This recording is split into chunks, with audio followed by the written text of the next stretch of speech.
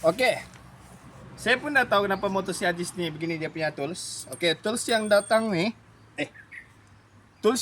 nih, dia hollow, dia bukannya screwdriver. Jadi kalau kamu guna screwdriver ni terpaksa macam ni lah. Kalau kamu mau guna yang ini,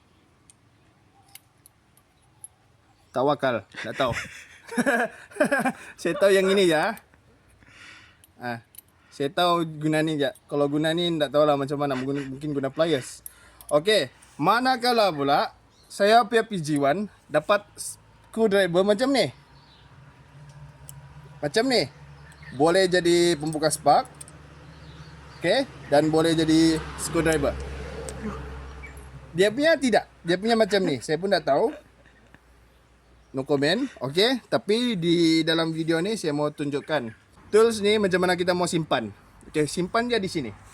Yamaha PG1 ni tidak ada storage area, okey? Nampak? Di sini ada, cuma dekat sini, guys.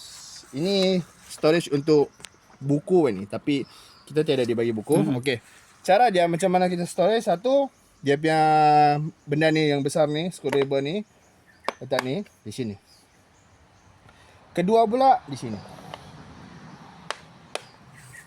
Nampak? Sama juga kalau kamu ada yang macam ni, sama aja.